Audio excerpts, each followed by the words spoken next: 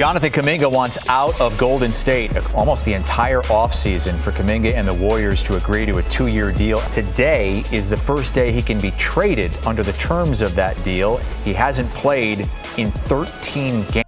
Before we dive in, if you enjoy deep NBA breakdowns, real stories, and no clickbait fluff, make sure you're subscribed. It really helps the channel grow, and it lets me keep bringing you the kind of honest basketball content fans actually care about. Now let's talk about one of the most shocking situations of the 2026 NBA season. It's January 15th, 2026, a date that's been quietly looming over the Golden State Warriors for months. The moment the clock strikes midnight, Jonathan Kuminga becomes legally eligible to be traded. And what does he do? He doesn't hesitate. He doesn't wait a day. He doesn't think it over. The very first moment he's allowed to leave, he tells the Warriors he wants out. Not requests, not discussions. He wants out. And honestly, it's hard to blame him. Kuminga hasn't played in 13 straight games. 13. He's been collecting DNPs while sitting on a $22.5 million salary, watching from the bench as his role completely disappears. For a young player who was once considered a cornerstone of the franchise's future, that kind of exile hits different. This isn't just about minutes, it's about respect. According to multiple reports, this wasn't a sudden decision. Kuminga had already played just one game in his last 17 appearances, with 16 healthy scratches. This wasn't injury-related. This wasn't load management. This was a silent breakup waiting to go public. And once it did, everything unraveled fast. Sources around the league revealed that the trade demand was mutual. The player wants out. The coaching staff is ready to move on. Veterans in the locker room reportedly believe it's time. Even front office executives agree that trading Kuminga before the February 5th deadline is the cleanest solution. In NBA terms, this is as close to a "we're done here" moment as it gets. What makes it worse is how we got here. Kuminga actually started the season as a key piece. He opened the year as a starter, with Steve Kerr publicly calling him a secure part of the rotation. For the first couple of weeks, things looked stable. Then, the struggles came. The confidence faded. The minutes dropped. And suddenly, the role was gone entirely. Kerr later admitted disappointment that things didn't continue the way they began. Coach speak that usually translates to one thing: the experiment is over. Behind the scenes, the situation was even more uncomfortable. The 2-year at $46.8 million contract Kuminga signed back in September included a team option that many around the league now believe was structured specifically to make him tradable at this exact deadline. Kuminga reportedly felt pressured into signing it, sensing that the deal wasn't about commitment, it was about flexibility. And then came the allegation that turned this from messy to explosive. Multiple insiders reported that the Warriors organization believes Kuminga may have exaggerated or outright faked an injury to avoid playing in a game where he was expected to receive real minutes. Whether that's true or not, the fact that it's being whispered internally tells you everything you need to know. Trust is gone, communication is broken, and the relationship is beyond repair. This isn't just a trade rumor anymore. This is a full-blown collapse. And here's the scary part. This saga is only getting started. This was supposed to be Jonathan Kuminga's night. Steve Kerr had already confirmed it before tip-off. Kuminga was going to play. After weeks of DNPs, after all the tension, this was finally the moment where he could remind everyone why Golden State once believed in him. And then, an hour before the game, everything changed. Jonathan Kuminga suddenly appeared on the injury report with lower back soreness and was ruled out. Just like that. No build-up, no warning. And across the league, eyebrows immediately went up. According to The Athletic, the timing didn't sit right with anyone. Inside the Warriors organization, frustration grew fast. Multiple team sources openly questioned whether Kuminga was actually injured at all. The belief wasn't just skepticism, it was suspicion. Then came the quote that quietly exposed how broken this situation really is. An anonymous Warriors player was asked about the incident, and their response said more than any report ever could. "I wouldn't have played either. It's clear the coach doesn't believe in him." Think about that for a second. A player inside the locker room essentially admitting, yeah, he probably faked it, and then justifying it. Not out of loyalty to Kuminga, but because risking your body for a coach who doesn't trust you makes no sense. That one quote told you everything. This wasn't about basketball anymore. This was about trust being completely gone. Brett Siegel summed it up bluntly, saying he didn't believe it was a real injury situation and that Kuminga's camp likely wanted to stop his value from being damaged any further by inconsistent minutes and unpredictable rotations. And honestly, from a business standpoint, that logic tracks. Golden State went on to lose that game by 37 points. Even ownership couldn't hide the tension anymore.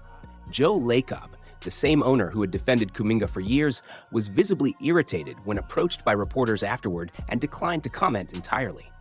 When the franchise's most vocal supporter goes silent, that's not random. That's frustration.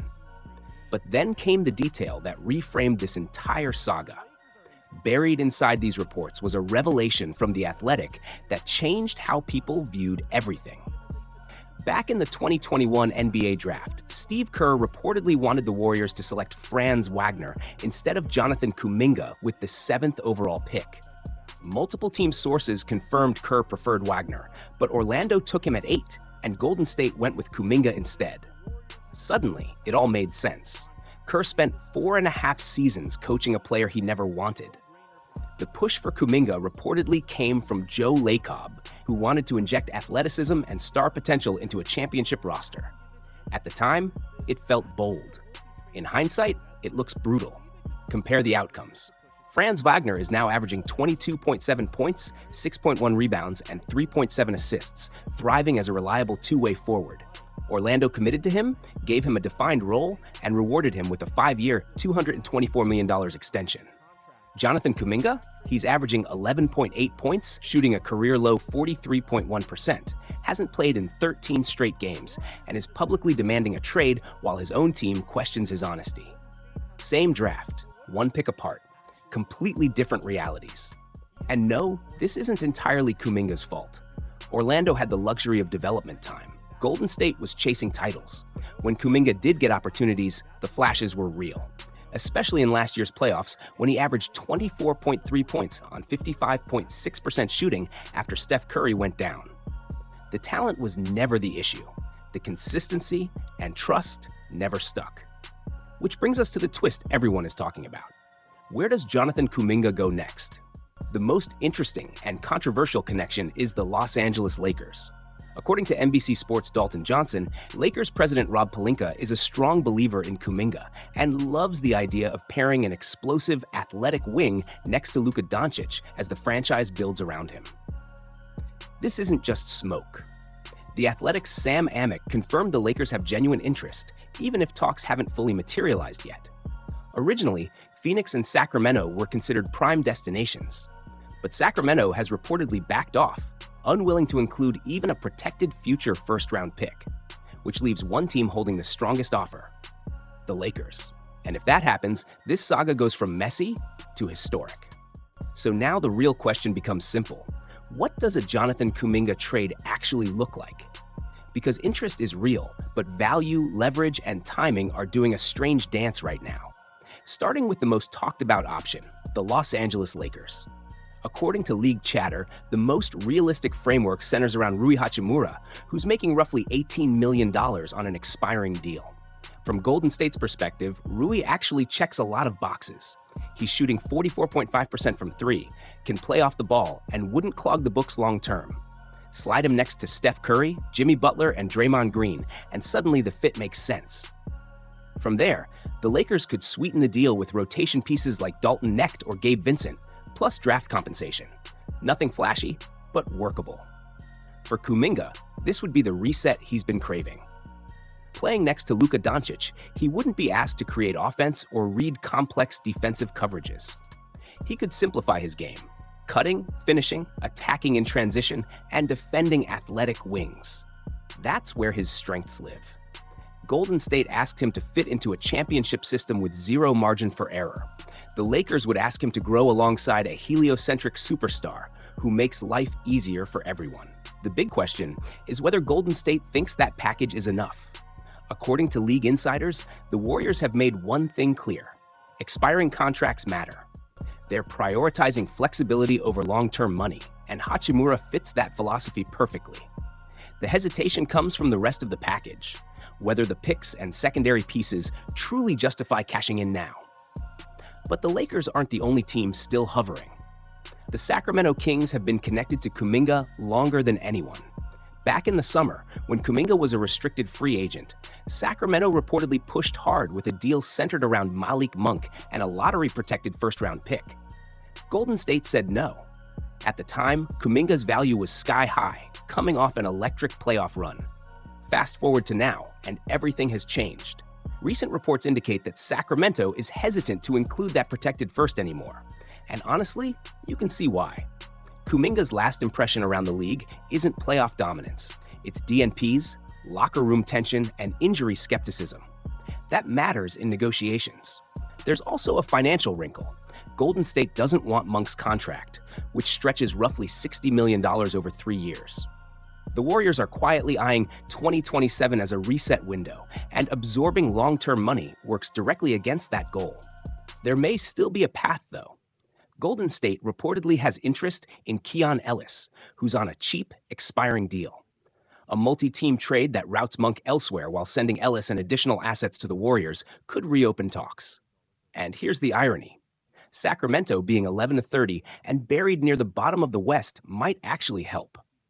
A struggling team has less to lose by betting on upside. Which brings us to the true wild card, the Dallas Mavericks. Dallas has quietly shown interest, and it actually makes a ton of sense when you zoom out. They fired their front office, moved on from Luka, and landed the #1 pick. Everything they do now is about timeline alignment. Kuminga is 23 years old, young enough to grow alongside a franchise cornerstone instead of chasing rings immediately. In Dallas, he wouldn't be stuck behind Hall of Famers. He'd be a featured piece, slashing lanes, attacking closeouts, thriving when defensive attention shifts elsewhere. One hypothetical framework floated around the league involved Kuminga and Buddy Hield heading to Dallas in exchange for Daniel Gafford and Klay Thompson, reuniting Klay with Golden State. Is that exact deal happening? Probably not. But it highlights something important. Both teams have complementary needs. The Warriors want a center. Dallas has one. Dallas wants youth. Golden State has it. So where does this leave the Warriors? According to league reporting, Golden State has not promised anyone that Kuminga will be moved before the deadline. In fact, they're seriously considering waiting until the summer. From a business standpoint, that's not crazy. His value is at rock bottom right now. Teams smell desperation and are hunting discounts. Waiting could cool the noise and invite better offers later. Still, the tension is undeniable. Kuminga has demanded out. His coach reportedly never wanted him. Trust inside the organization is fractured, and everyone involved understands this partnership has reached its expiration date, whether that's now or a few months from now. One quiet but important note: Jimmy Butler has publicly had Kuminga's back through all of this. He's made it clear their relationship is real, regardless of rotations or politics. In a locker room filled with uncertainty, that support matters more than people realize. So here's where we stand. Jonathan Kuminga wants out. Golden State wants flexibility. The Lakers see upside next to Luka. Sacramento has history but hesitation. Dallas sees youth and alignment. A trade feels inevitable. The only mystery is when and where. Let me know what you think. Where does Kuminga land? And which team actually gives him the role he's been waiting for? And if you want more breakdowns like this, make sure you're subscribed. We're just getting started.